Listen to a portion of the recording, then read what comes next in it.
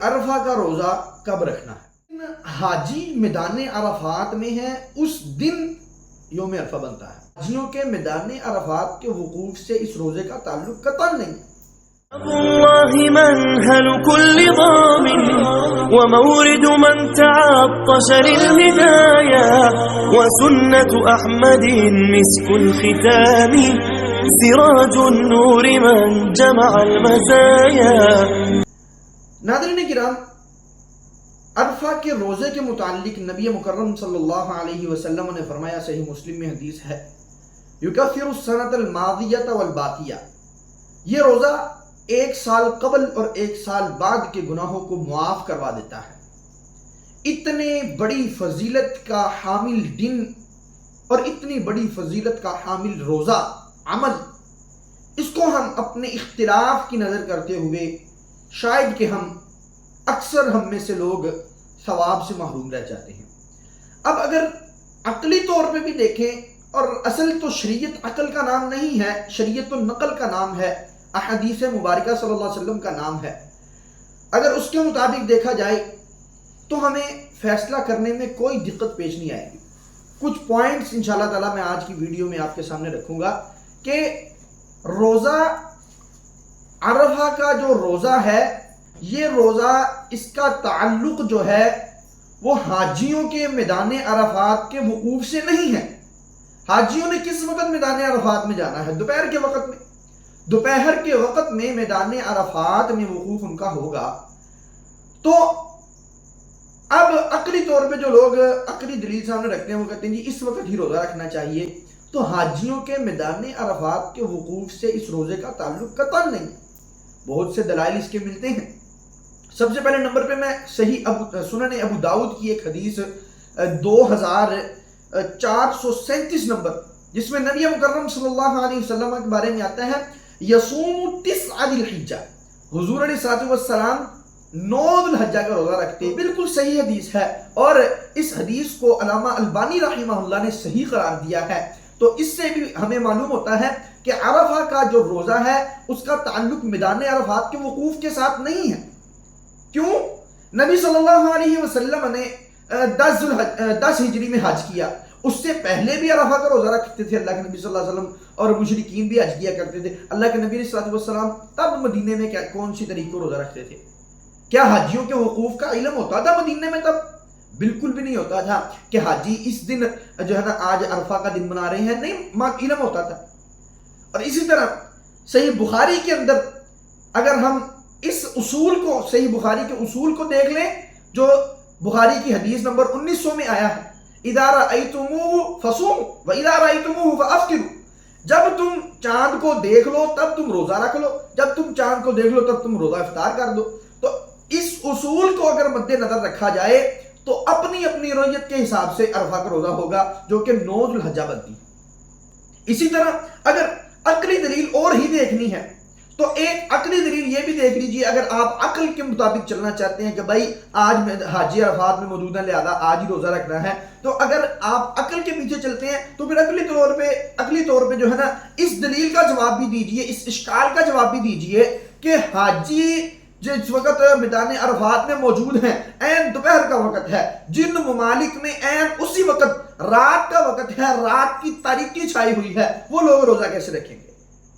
پاکستان والے لوگ تو 2 گھنٹے کا فرق ہے، روزہ رکھ لیں گے، حاجیوں کے عرفات کے وقوف کے وقت ان کا روزہ ہوگا، کوئی مسئلہ نہیں ہے۔ لیکن جن ممالک میں اس وقت عین رات کا وقت ہے وہ کیسے روزہ رکھیں گے؟ نیو یارک امریکہ جو ہے اس کا 5 سے 7 گھنٹوں کا فرق ہے سعودیہ کے وقت سے۔ اسی طرح ٹورنٹو کینیڈا ہے، 7 گھنٹے کا فرق ہے۔ اسی طرح میکسیکو ہے، 10 گھنٹے کا فرق ہے۔ اور اسی طرح کا کیلیفورنیا ہے، جس وقت حاجی عرفات میں ہوتے ہیں اس وقت کیلیفورنیا میں رات کے 11-12 بجے ہوتی ہیں۔ اب ان ممالک کے رہائش پذیر لوگ جو ہیں، مسلمان جو ہیں، ان ممالک میں عرفہ کا روزہ کب رکھیں گے؟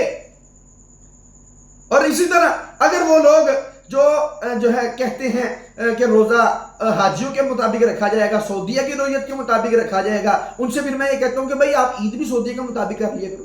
بھائی عرفہ اگر تم نے حاجیوں کے سعودیہ کے مطابق رکھنا ہے، عرب کے مطابق رکھنا ہے، تو پھر عید تم کیوں کرتے ہو جو ہے نا 2 دن بعد؟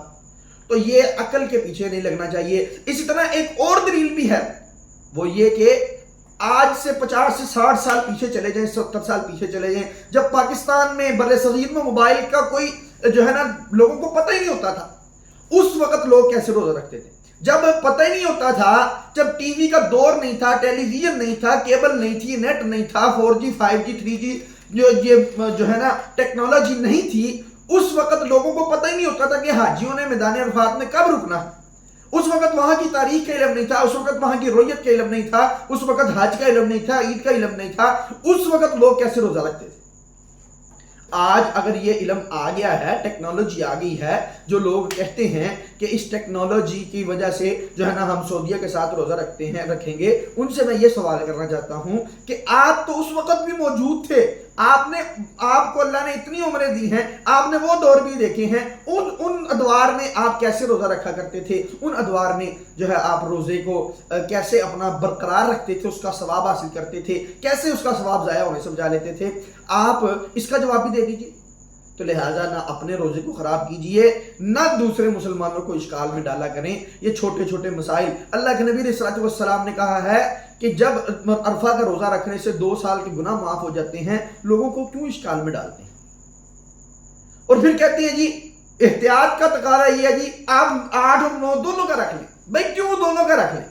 ویسے آپ ترتیب سے چلتے آ رہے ہیں تو رکھیں، رکھنے میں نہ رکھنے میں کوئی مسئلہ نہیں ہے، کوئی مذائقہ نہیں ہے. لیکن دیکھیں آپ لوگوں کو شک میں ڈال رہے ہیں. شک کا تو روزہ اللہ کے نبی علیہ السلام نے فرمایا ہے ہی نہیں، اب شک میں کیوں ڈال رہے ہیں؟ اگر 8 کا عرفہ سمجھ کے رکھنا ہے تو پھر جو ہے نا عرفہ کے ثواب سے انشاءاللہ محروم رہ جائیں گے لوگ. اور 9 کا عرفہ سمجھ کے رکھیں اپنے اپنے ممالک کے حساب سے. یصوم 9 ذی الحجہ، اللہ کے نبی علیہ السلام 9 ذی الحجہ کا روزہ رکھا کرتے تھے. صحیح ابو داؤد کی حدیث ہے، 2437 نمبر حدیث ہے. اور اس میں اللہ کے نبی علیہ السلام سے جو ہے نا یہی منقول اور یہی سمجھ لگ رہی ہے کہ اللہ کے نبی علیہ السلام عرفہ کا دن سمجھ کر کی 9 ذی الحجہ کو روزہ رکھا کرتے تھے.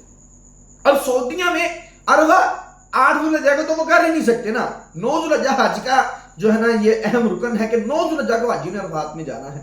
تو سعودیہ میں اگر وہ تاریخ کی پابندی کر رہے ہیں تو ہم تاریخ کی پابندی کیوں نہ کریں؟ اور محترم ناظرین کرام، اللہ کے نبی صلی اللہ علیہ وسلم کے بتلائے ہوئے اس اجر و ثواب سے محروم نہ رہیں. اللہ کے نبی صلی اللہ علیہ وسلم نے فرمایا خیر الدعاء یوم عرفہ او کما قال، کہ عرفہ کے دن کی دعا تمام دعاؤں سے افضل اور بہتر ہے. اس دن اللہ تعالیٰ کے حضور حاجی جو ہیں وہ ایک یوں کہہ لیجئے کہ کفن جیسا لباس پہن کر کے اللہ کے سامنے میدان عرفات میں حاضر ہوئے ہوتے ہیں. اور قدر کی رات ایسی ہے جس میں اللہ تعالیٰ آسمان دنیا پر اترتے ہیں، اور دن عرفہ کا ہے جس میں اللہ تعالیٰ خود آسمان دنیا پر نزول فرماتے ہیں. اور اللہ تعالیٰ ان حاجیوں کو دیکھ کر کے فرشتوں میں جو ہے نا باتیں کرتے ہیں. اور اللہ تعالیٰ اس دن، اللہ کے نبی علیہ السلام نے فرمایا اللہ سے جو دعا مانگی جائے اللہ تعالیٰ اس دن اس دعا کو قبول فرماتے ہیں. تو اللہ سے دعا کریں، دعائیں بہت زیادہ کریں، کثرت سے کریں. اور ایک خصوصی دعا لا الہ الا اللہ وحدہ لا شریک لہ لہ الملک ولہ الحمد وہو علی کل شیء قدیر، یہ عرفہ کے روز کی دعا ہے. پڑھتے رہیں، کثرت سے اس کا ورد کرتے رہیں. انشاءاللہ جو بھی آپ کی خواہش ہوگی اللہ تعالیٰ اس کو پورا فرمائے گا. اللہ سے دعا ہے کہ اللہ تعالیٰ سمجھ کر عمل کرنے کی توفیق عطا فرمائے. وآخر دعوانا ان الحمد للہ رب العالمین. كتاب الله منهل كل ضامن ومورد من تعطش للهدايا، وسنة أحمد مسك الختام سراج النور من جمع المزايا.